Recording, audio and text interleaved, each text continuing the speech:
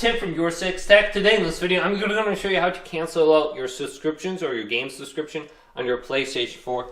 This is very easy to do. Just on the home screen here, we want to go up to Settings and select this.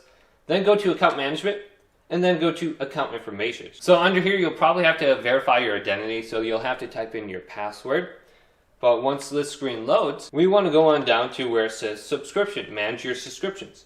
So if you have PlayStation Plus under here, you're going to see your PlayStation Plus subscription. Then you can select it, and then you can cancel out auto-renew right here.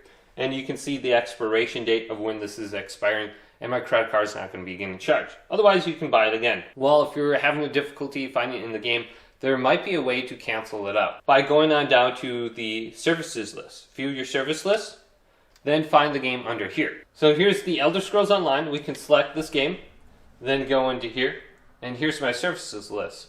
It tells me everything I've upgraded or pre-ordered at one point in time, and then we can select it.